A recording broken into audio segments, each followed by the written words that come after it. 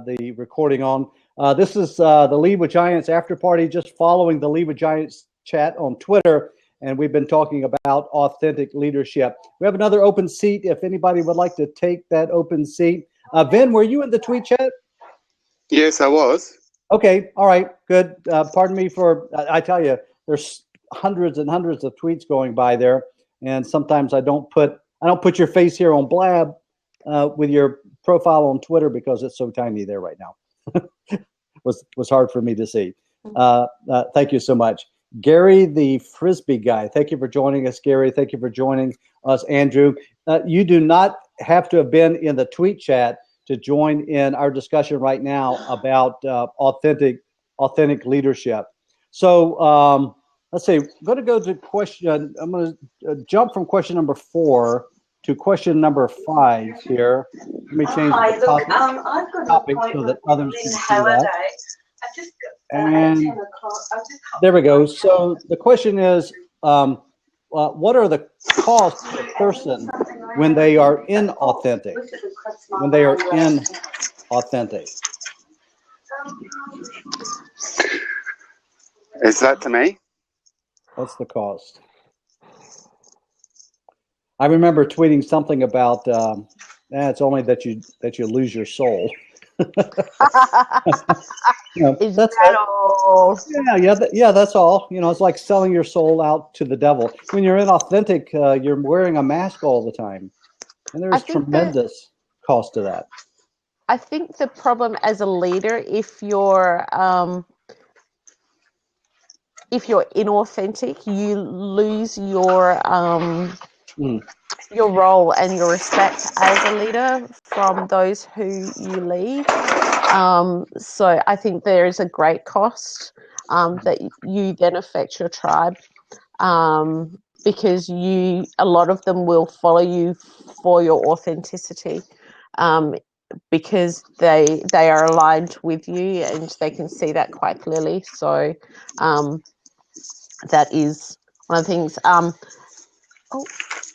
Yep, John over there, Strat Learner says loss of respect, confidence, and connections. Yeah, certainly. Hey, Craig, thank you for joining us. Edmo,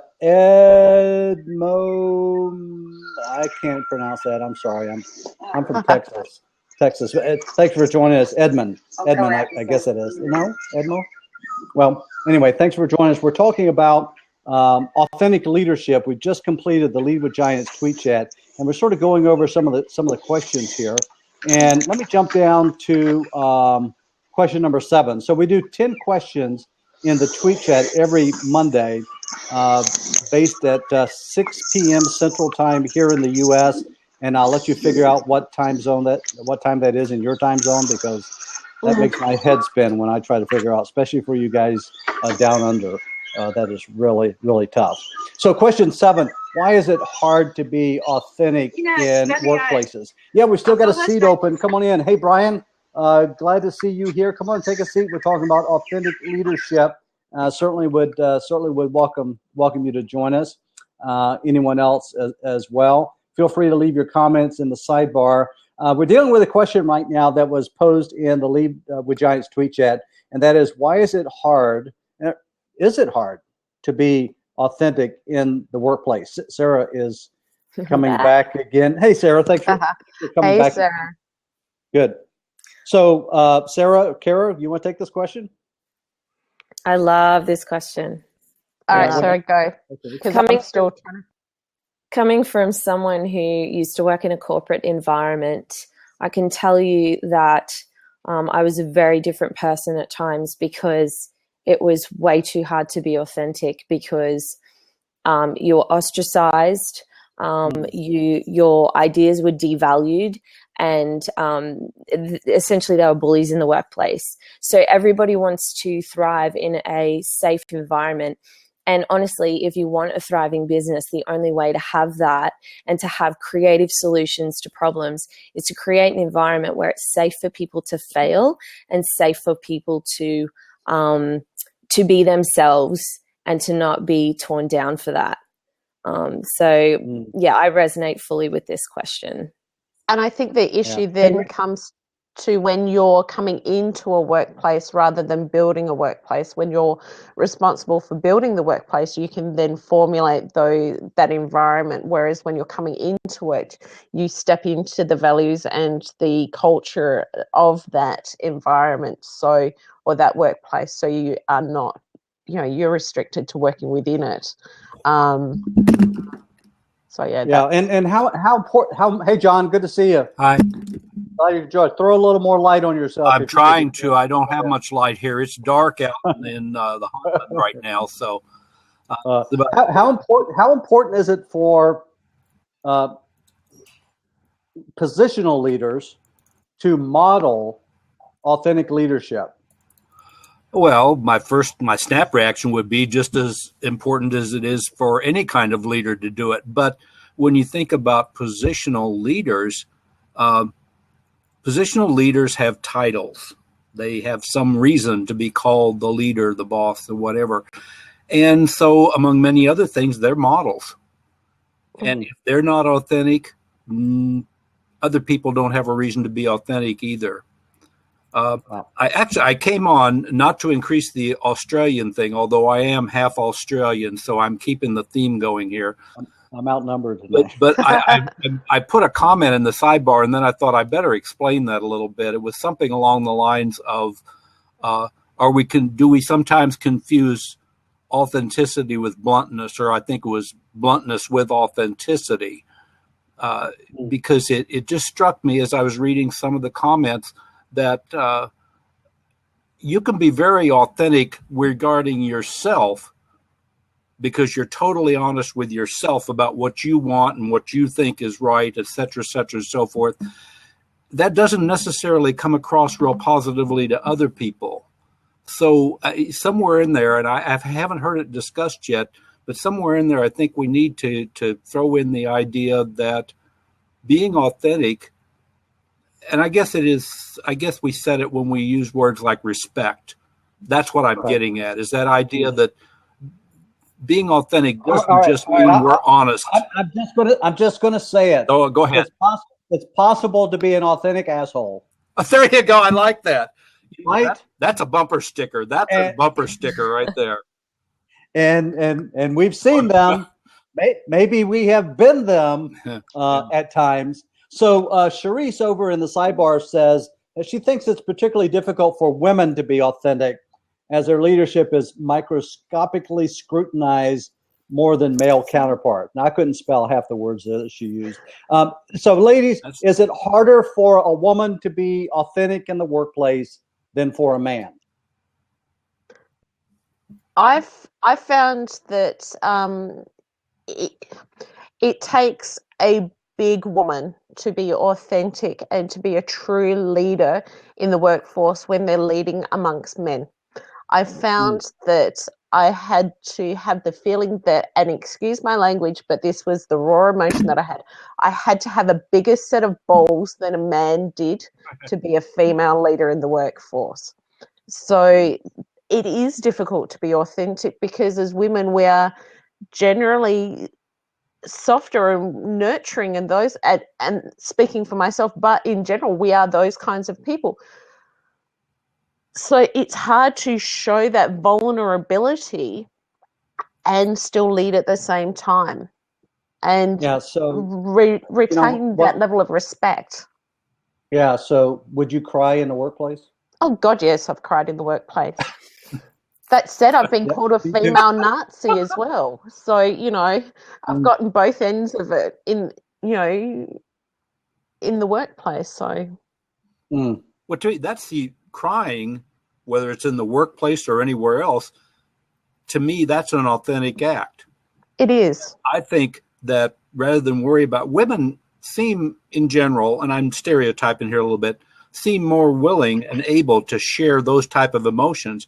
I think the guys are the ones being inauthentic, because we've got this macho tough guy, big boys don't cry thing going on. And the reality is there are things in the world that require tears, and requiring tears, crying sometimes is the healthiest thing you can do for yourself. So I think I like what you said, Kara. I like it a lot. Of course we cry in the workplace. There's a lot of sad things that happen in the workplaces. For whom is it harder to cry in the workplace, a man or a woman? Are you asking? I don't know. I'm asking I anybody just that think relates it's to the question. hard. I just honestly think it's hard. I don't think it's gender specific. I just think it's difficult in the workplace, certainly in corporate, for anyone to cry in the workforce. It's just because as a woman, you're just seen as unprofessional to cry in the workplace. It's just that we find it easier, I suppose. So your answer leads me to another question. How is authenticity and vulnerability related? Feeling vulnerability is part of being authentic. Yes. Mm. Yeah. I think, we're talking about corporate cultures here, and the reality is not all corporate cultures are the same. I've worked in several nonprofits, and very mission oriented and tend to be top heavy with people who used to be social workers, used to be ministers, used to be whatever. And I found that showing emotion was much more accepted there in that type of culture than it is in, I won't use the word, but I used to work for one of the major pharmaceutical benefits management companies. And if you look at St. Louis, you'll know which one I'm talking about. But they definitely did not have a culture where showing of emotion was acceptable, approved, and as a matter of fact, it could be a career killer. Yeah, Jim in the sidebar there says that depending on the workplace, crying can get you a referral to mental health. Yeah. So that's about culture, right? That's about culture. And then we have the culture of various nationalities as well. Oh yeah. Showing your emotions or not. Some nationalities, some cultures, it's very easy to show emotions, and others it's difficult. What would you say is ladies? You're from down under Australia, compared to the U.S. The U.S. here, maybe it's changing now, but the old John Wayne style, and men never cry, men never show their emotions. Not to pick on John Wayne, I loved his acting and so forth. Do you sense a difference between U.S. and Australian culture when it comes to things like this, or not in that regard? No, not at all. Very similar. Mm-hmm. No, similar in that regard. Okay. But Dan, what I wanted to bring up, Brandy brings up a great point, is empathy. Empathy is too infrequently valued in the workplace. And he believes that it impacts on authenticity or lack of authenticity. I think empathy just lacks in community in general. So, Yep. Hey, Van, I saw you said that real men don't cry in Australia is sort of the idea. Same here in the U.S. What do you want to add to what we're saying? No, I just wanted to apologize first of all for my last entry. I had an emergency just as I entered. That's okay. I saw you had to go out. Yeah. Great discussion. In Australia, it's much the same. Real men don't cry. Is what I said is just sort of a thing that you often hear as a guy, and you have to internalize everything, and so you end up sort of suffering as a result of that because you're not expressing your emotions. So it leads to, it's, as we all know, it leads to mental health issues. Can do. Yeah.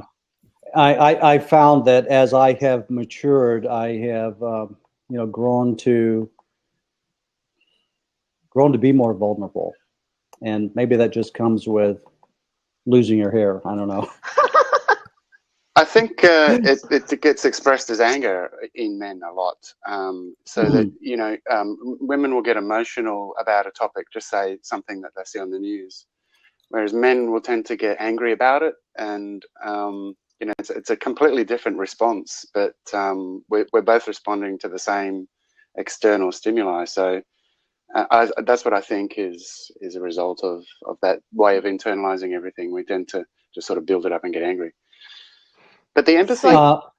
Hold on a second, Vin. Let me ask. We've got an open seat, and we're only going to do a few more minutes here. We're going to move to the next question after these comments that want to be made. But what are useful resources to grow in authenticity? If someone wants to jump in that seat, and we'll share some of those. Sorry to interrupt you, Vin. Go ahead and continue your thought if I didn't get away there. That's okay. I'll just keep going with the flow. The tool, I reckon, to be completely honest with you, this is the tool. Blab has made me a better person very quickly. It started with Periscope, where it's almost like looking into a mirror. So you're constantly given direct feedback instantly. But with Blab, your interactions are with other people in a more direct way. And so the authenticity or the realness and the empathy are all very in your face here. And as I said in one of the comments, conmen are not actually able to make it in live streaming because, you know, anyone who's inauthentic is instantly showing up for what they are. And you just can't fake it on live streaming. So I think this is the tool. And that was going to be my point exactly, Dan. I've felt the exact same way, having transitioned from Periscope to Blab. The personal growth that I have seen in being able to show my authenticity and being willing to, and it's been amazing how live streaming has helped me with that. And Vin is correct. People who are snake oil salesmen, people who cannot walk the talk and are therefore not good at authenticity fall over on these platforms. And Sarah says, a topic that came up in relationship to authenticity was sharing versus oversharing. You know, how much do we share? How real do we get? You know, how vulnerable do we get, especially in the workplace with others? I mean, let's be honest. We'll share things with our closest friend that we're not going to share with those that are further out of that circle of trust in our lives and in the workplace. I know that when I take a personality type test, it shows that I'm very open. I'm an open person. And so I will more freely share what's going on in my life with others. And there's some people who can't do that. And there's some who would take advantage of that if they knew that. But where do we draw the line, guys, between sharing and oversharing? Well, I'd like to just answer the question by referring to some of what you just said before the question. And that is vulnerability. I think vulnerability is inseparable from authenticity, because, you know, when we go out there as social media people and we say, you know, I'm in a position of an instructor, I'm sort of teaching you about how to use Twitter or Blab or whatever the tool is, and you can't just say, oh, I'm an expert, because instantly it's like, well, no, you're not. Because anyone who's a self-proclaimed expert is not an expert. And so you're sort of putting yourself up on a pedestal, and so you know that you've got to sort of say that you're better than doing this at other people. But the moment you say, look, I'm not. I mean, this was a big revelation to me when I was a trainer. And I was training young people in web design, and people that were younger and more savvy than me. And I found that when I said, oh, look, I don't know about this topic, perhaps, John, you know something about this, it's so empowering for that person. And it instilled a lot of trust with them in me, because I was open and honest about my shortcomings and what I didn't know, and it empowered them to do that. Oh. Yeah, thank you. Hey, Shaniqua. Oh, well, that was quick. I had to mute there for a second too. I think the little one was cutting in. John Smith mentions Brene Brown on her TED Talk, and she is a vulnerability specialist. She's written a lot about it. certainly recommend anything that Brene Brown has written. So really, I don't want to keep, well, you guys, it's just morning for you. You're just getting started, Vin, and it's evening here in the U.S. We're going to wrap up the Lead with Giants Tweet Chat after party. Thank you for joining us tonight. We will not be meeting next Monday evening following the Tweet Chat, but we'll be back on the 28th. And there's a couple of other Lead with Giants events that are happening this week right here on Blab. So one of those is I'll be having a conversation with Cindy Basin, the smart chick, right here on Blab, and that'll be Wednesday at 11 a.m. Central Time. And then at noon on Thursday is Ask an Executive Coach Anything. And I've got a couple of coaches from the Lead with Giants community that's going to be joining us. So I hope that if anybody that's listening right now will join us. Vin, nice to meet you face to face. Nice to meet you too, Dan. Glad to have you in the seat this evening, and I'll be seeing you around the Lead with Giants community. Angela asked, is there a place that we can find a list of Blab talks?